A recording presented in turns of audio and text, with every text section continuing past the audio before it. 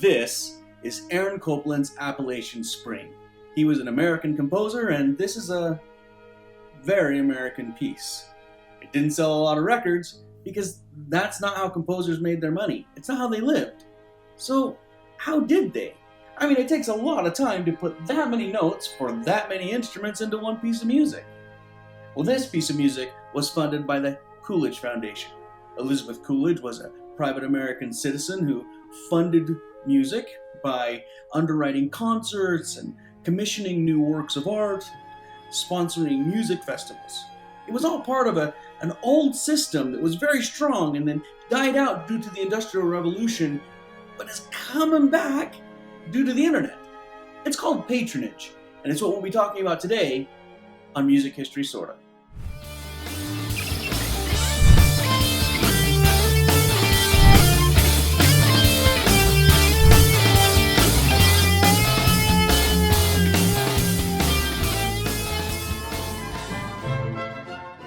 In early periods of Western music, say the Renaissance or Baroque, if you were a composer, you basically had three options. You could write for the church, you could write for the king, or you could not write and starve to death because no one's paying you to make music. And the church commissioned a lot of work, not only in music, but in painting and sculpting. They had a lot of things they needed to express to people to shore up their doctrine and celebrate their traditions. And like churches today, they had a lot of money.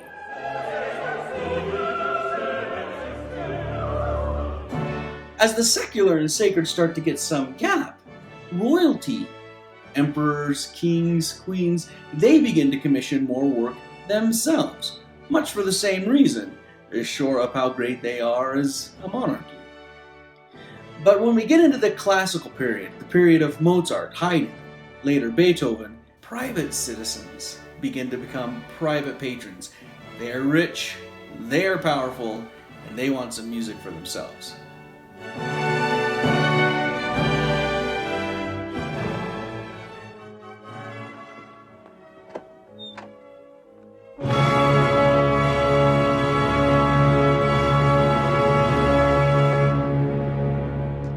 This is a scene from the Academy Award-winning film Amadeus. You see the little blonde dude there, that's Wolfgang Amadeus Mozart, and the creepy black-hatted guy is Creepy Black Hat Guy.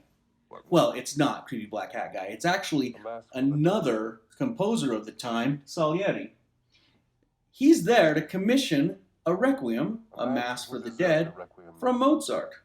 Except that Salieri never did that. Who are you? Count von Walsegg did. In fact, he commissioned the piece that's represented in this movie. Von Walsegg often commissioned pieces, and then he'd try to pass them off as his own, which oddly enough is Salieri's plan here.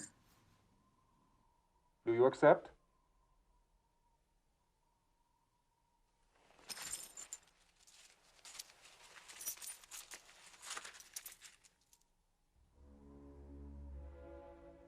Work fast, and be sure tell no one what you do.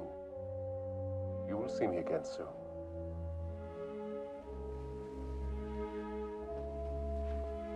Now, sadly, Mozart died before he finished this requiem, and his wife actually had to go out and hire other musicians to finish composing it so that she could collect the rest of the money Mozart was owed on the commission. And that was one of the downsides of private patronage. If you didn't finish the work, you didn't finish getting paid.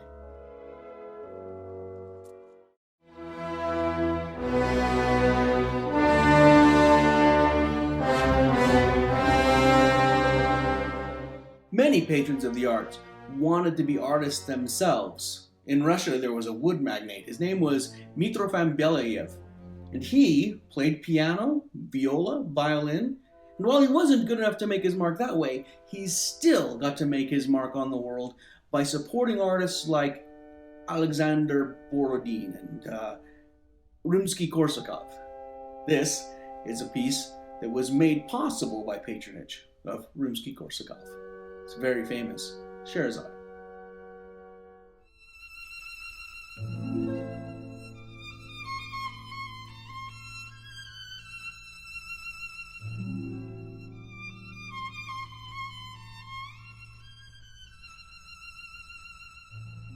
And that's one of the great things that these patrons were doing. They were investing their money and using someone else's talents to create art for the world, and to create art that was influencing our world and marking our history. But it took so much in the way of money to do that. To put an artist up for a year while he or she writes you a song or a play, well, that's an investment. And it's not something that just anyone could do. But with the Industrial Revolution, we begin to get a middle class, and they have something they'd never had before. Money of their own. Sure, they can't afford to pay your rent for 12 months, but they can afford to pay for a ticket. And so concerts move from private affairs via invitation only that are paid for by one or two individuals to large public affairs that aren't free but are paid for by everyone there. In a way, the audience replaces the patron.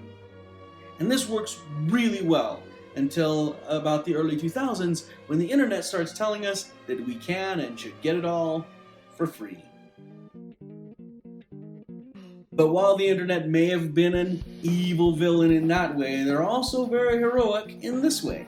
Because now we have sites like Kickstarter, where you and a few thousand strangers can pitch in a few bucks and make sure that a movie gets made, or a book gets written. Or Patreon, where you can give $1 a month to some musician just so they'll make music, for the sake of music. Not to complete an album, not to become a star, but just to make music, music that you enjoy. It's incredible. It's not purchasing, it's patronage, and it's ancient. What used to be for only the most wealthy and most powerful is now available to the public because of the internet. It's crazy. It's good. And that's music history. Sorta.